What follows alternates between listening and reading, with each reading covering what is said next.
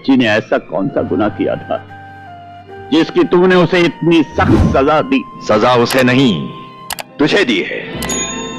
गुनहगार वो नहीं, तू है। अब शेर खान की हवेली के साए में आ ही गया है तो जवाब भी देता जा। मेरा दादा आसिफ खान, परदादा गुल खान और चाचा शाहरुख खान, इनमें से कौन है जिसे तू नहीं जानता? इस खानदान के बेटे की जमानत मांगने की जरूरत कैसे की तूने? बोल। हक मेहर तो हमने अपने रुखसार की हिफाजत के लिए मांगा था, अपने लिए नहीं। समझी साईं, ठंडे दिमाग से अपने दिल पर हाथ रखकर सोच, क्या कोई बाप अपनी औलाद के लिए बुरा सोच सकता है? तेरी सोच में छुपी हुई खोट मैं उसी दिन समझ गया था फतेह खान।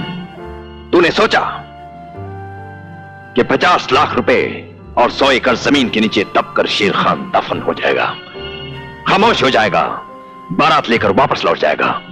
तूने मेरी जिल्लत देखनी चाहिए थी, जिल्लत। इसीलिए हक मेहर का ढोंग रचाया था तूने। बाप होने के नाते अपनी बेटी के लिए हक मेहर मांगने का हमें हक था। तेरा जो हक था हमने अदा कर दिया।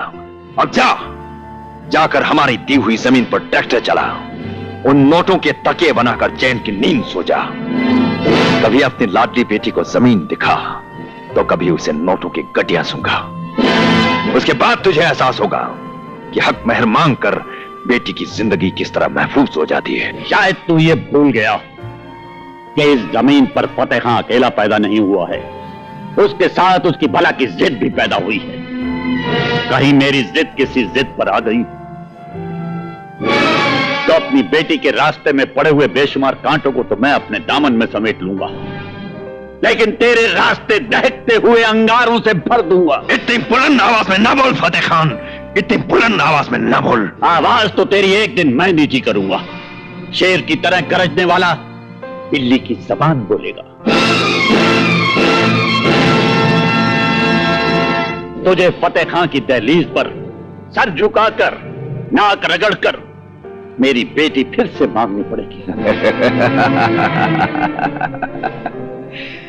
तेरी बेटी को हमने मांग भी लिया, निकाह भी किया, अपना भी लिया और छोड़ भी दिया।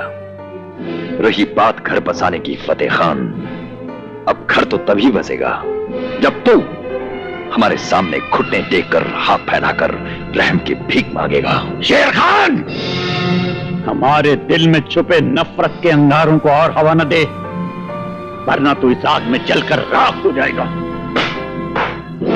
सीने में दुश्मनी के अंगारे लेकर जीने वाले को आग से डराने की कोशिश न कर फतेह खान, वो दिन कभी नहीं आएगा। अगर वो दिन नहीं आएगा शेर खान, तो तेरे घर की दीवारें धूप को तरस जाएंगी। फिर हम सूरज को अपने हाथ में लेकर तेरी हवेली के आंगन में रोशन कर देंगे और तुझे कहेंगे कि देख, आज वो दिन निकल आया। फिर तुझे नाक रगड़ने के लिए हमारे सामने झुकना पड़ेगा। एक पहाड़ का नाम है शेर खान, और पहाड़ ना किसी के सामने चलकर जाते हैं, ना किसी के सामने झुकते हैं। अगर ऐसा हुआ तो हम उस पहाड़ को जड़ से उखाड़ कर फेंक देंगे, जड़ से उखाड़ कर फेंक देंगे। फतेह खान, इस पहाड़ की जड़ की तलाश करते करते तेरी नस्लों की नस्लें खत्म हो जाएंगी।